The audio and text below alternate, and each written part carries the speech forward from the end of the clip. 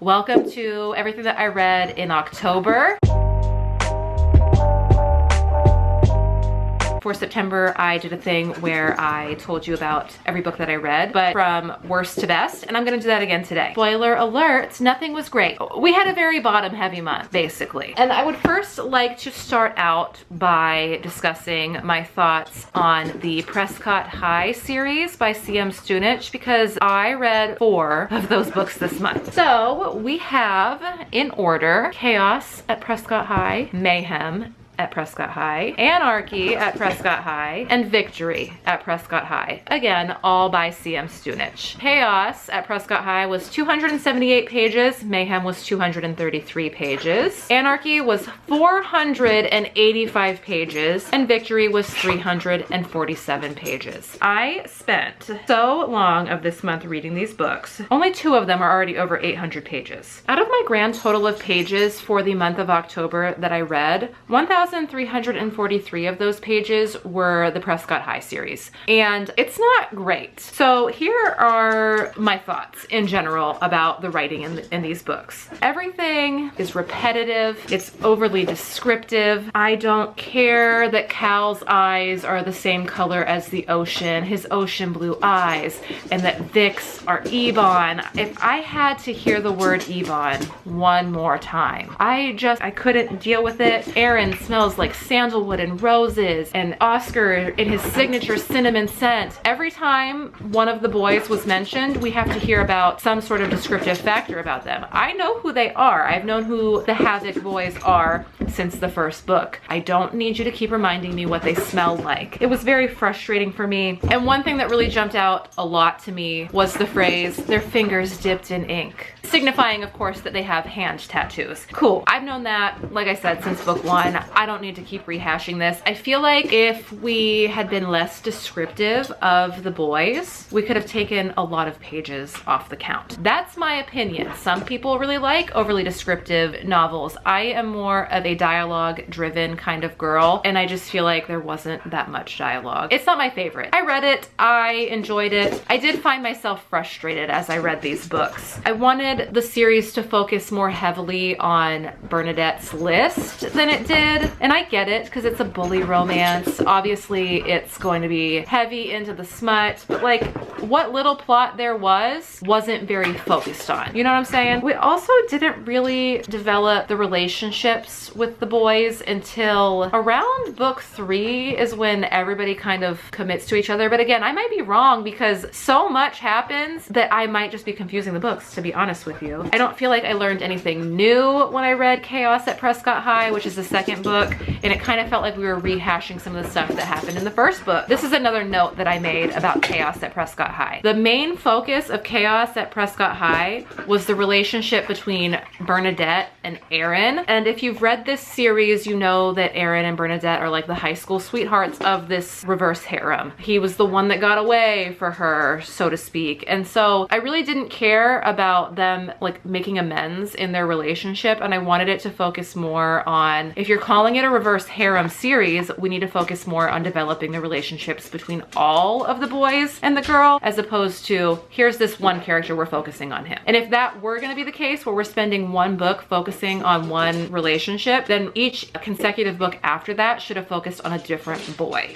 and that's not how it goes. And the last note that I have under Chaos at Prescott High is a spoiler, so I'm not going to give it to you. Third book, Mayhem. In this one, you spend a little bit more time focusing on Bernadette's list, which was enjoyable for me. Only covered 2 people on the list in the third book, whereas I feel like the previous book, no one was talked about for the list. Got my wish with this one. We focused more on developing the relationships. The twist at the end of the book, in my opinion, felt like a means to keep driving the story forward. Honestly, I don't feel like the series needed to be 5 books. I feel like she could have made it 3, a trio. We didn't need 5. Note at the end, I continued after this because I needed to find out how the series ends. So the cliffhangers clearly got me. And then we moved on to Anarchy. I'm just trying to finish the series at this point, and Victory.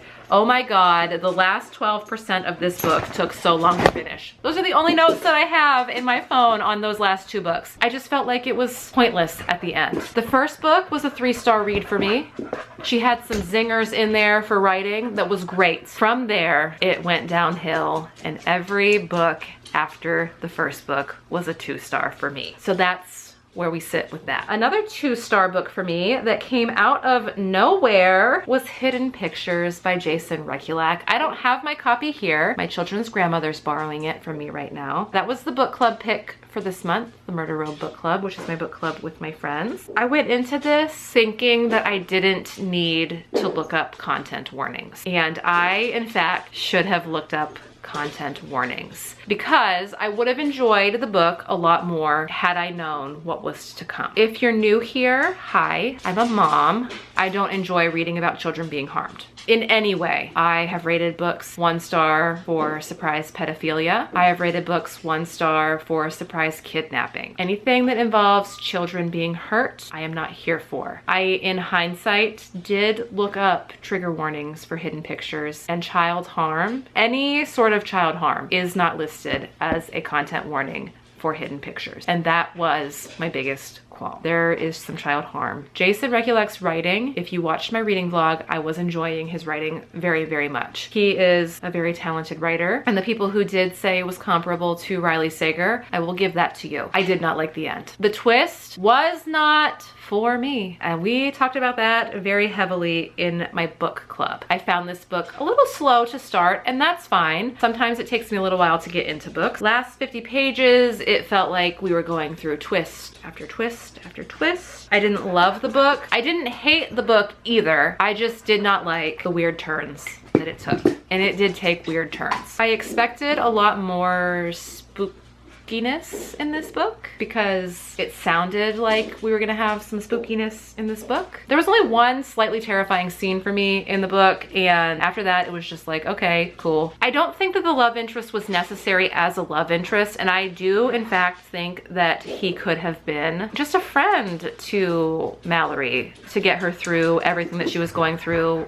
while she was caring for this child. That's just my opinion, and if you disagree, I would love to know why. Yeah, because I think that everybody else in my book club thought that it was cool that there was a love interest, but sometimes I just can't get down with it, you know? It feels like pandering to a female audience when thriller writers write a romance in for no reason. But that's just my, again, opinion. I have many thoughts about it, and I talk about it a lot on here as someone who reads both thrillers and romance. Romance is cool. Thrillers are cool. When we have a little bit of overlap, sometimes I get frustrated. Sometimes I don't get frustrated because the love interest is necessary to drive the plot along. A lot of times it's not the case though. Anyway, 2 stars for Hidden Pictures. That is to say I would give Jason Rekulak another try. And then we'll move on. I think that I might have had one more 2-star read in this month. Okay, no, I did not have another 2-star read. So we're moving on to books that I rated 3 stars. Up first, I have The Therapist by B.A. Paris. This one, we have a couple who moves into a murder house, and only one of the people involved in this party knows that it's a murder house, and the entire neighborhood knows that it's a murder house, but we have main character not knowing that she's living in a murder house. She finds out that she's living in a murder house, and chaos ensues. She tries to solve the crime of who killed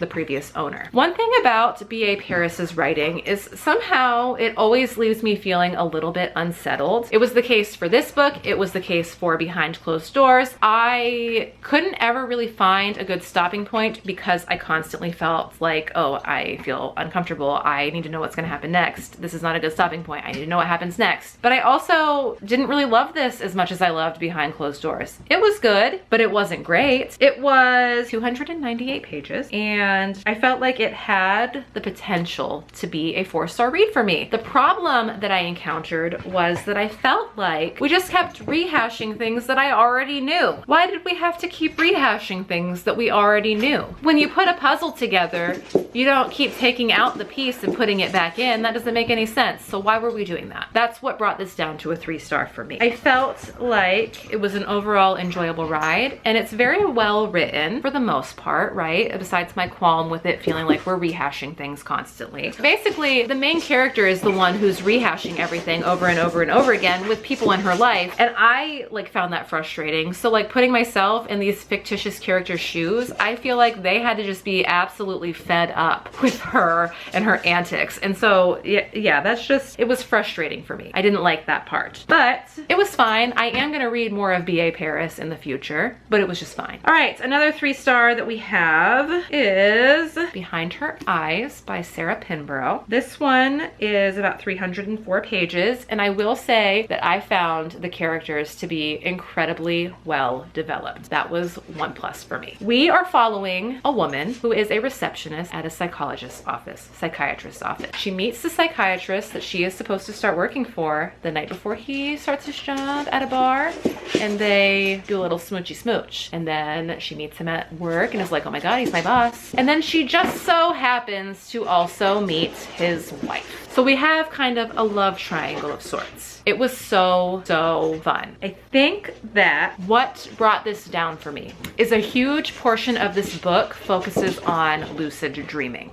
And that freaks me out. And I think that the whole concept of writing an entire book around characters who can lucid dream is weird, but it was enjoyable. I found the twist at the end to be shocking and one that I will remember. But this doesn't stand, my dog is going under my couch in its entirety and then struggling to get out because she's too big to fit under there. So you're gonna hear her claws just across the floor as she tries to get out from underneath the couch constantly because she likes to go under there. I don't know why. I just don't feel like it was giving me everything that I needed for it to give me to be like a 4 or 5-star read. It was good, but again, it wasn't great. We also have another book that I thought was gonna be great, but just fell a little short of that. And it was disappointing that it fell a little short of that because I love this author so much, and that is Simone St. James, The Book of Cold Cases. Again, we have a book where I did not anticipate kidnapping being part of the plot, and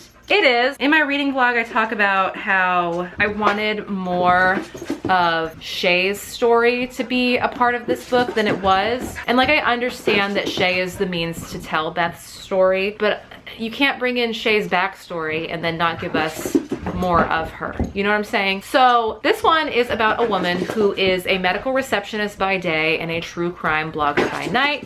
Shay's blog is called The Book of Cold Cases, and she encounters Beth at the doctor's office in which she works and is like, I know who that is. And so she asks Beth if she can interview her, and Beth agrees, and then welcome back. Shay interviews Beth, and then weird stuff starts to happen at Beth's house while Shay is there. So this is a Simone St. James book. Of course, there's a ghost in it. I really enjoyed the whole process of reading this book. I just felt like I was disappointed in how we ended. Again, a love interest in this book that I'm not sure was necessary as a love interest, but in this case, I am leaning more towards a yes, he might have been a necessary love interest, because Shay is a divorced woman who like won't let people in, and so it's kind of like a way to break her down as a character and make her more relatable. Whereas in Hidden Pictures with Mallory and her love interest, she's young. She hasn't really experienced anything harrowing. I just don't know. It was different in this book than it was in Hidden Pictures, and I can get behind the love interest in this book. But again, it was good, not great. A 3-star read for me. Then we have 2 more books to talk about, and both of them are 3 stars. I'm going to start with the last book that I read in October, which was The Whisper Man by Alex North. This one was a debut novel for Alex North as his like pseudonym, because he has written under other names. So this was his debut as Alex North. It's about a serial killer who lures children by whispering through their windows.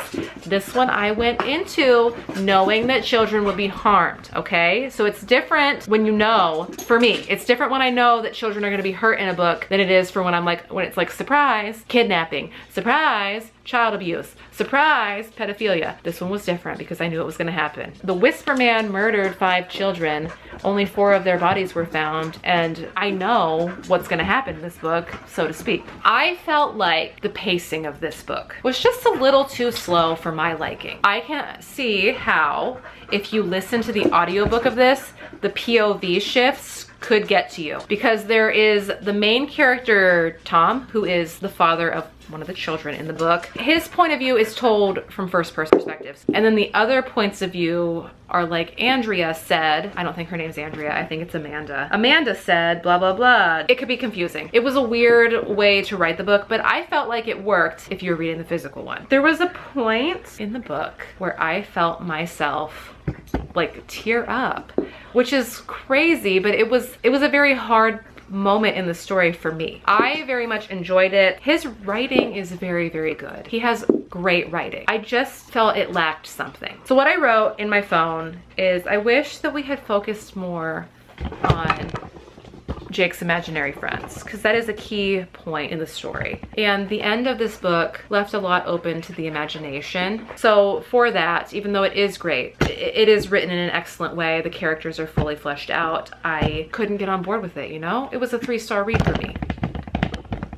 Peach. It was a 3-star read for me, but that is not to say that I didn't enjoy it. I liked it a lot. I just found myself wanting more. It was lacking something. There was no oomph to it that I needed, and that's all I have to say.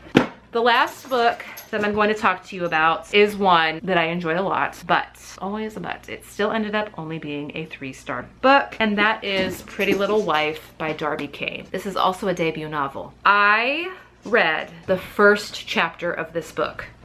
The first chapter of this book is 2 pages long. In those first 2 pages, I felt myself, like my whole body clenched. And I felt like, Brittany, you need to stop reading this book right now, and you need to go and look up content warnings. And I am so glad that I did, because there is absolutely no way I could have read this book and given it 3 stars without looking up the content warnings. So here we go. Kidnapping, rape, murder, abuse, gaslighting. Chapter 17 is the first encounter that we have of pedophilia in this book. Grooming. There was so much in this book that I felt in my soul would not have been good for me. So I actually texted my friends about this, and I said, you guys, this is why I look up content warnings. I could not have pushed myself through that book past chapter 17 if I did not know. Something told me as soon as I read those first 2 pages that I needed to pause and go and look. So I found a website and I sent it to my friend, and it's like a WordPress site. It's called the Trigger Warning Database, and that's where I actually found the content warnings for Pretty Little Wife. You can see, I looked up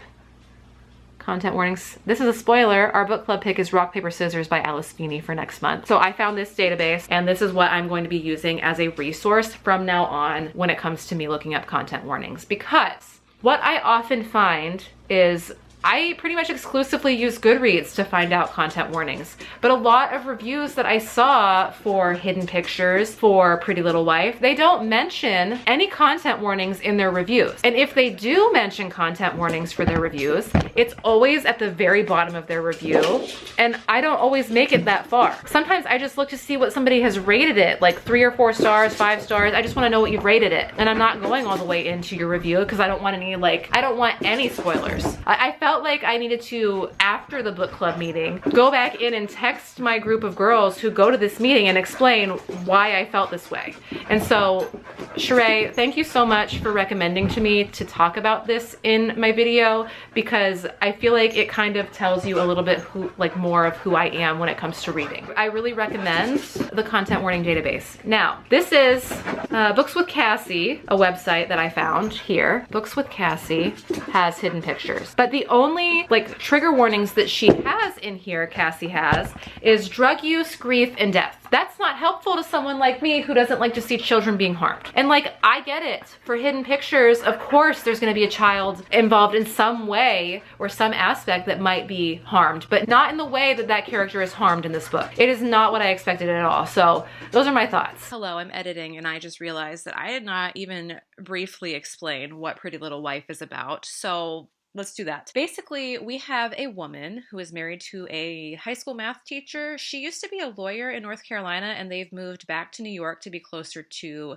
her husband's family. And then things start happening where she finds a video on her husband's burner phone, which results in her wanting to take care of the issue, so to speak. So what we're doing is following this main character as she tries to cover up the fact that she has offed her husband, and it's basically the police investigation is the whole plot point of this book. It was a good book. It just wasn't great for me. It very much felt like a debut, and so that's why realistically at the end it was a 3-star read. But yeah, again, the theme of this video is it was good, but it wasn't great.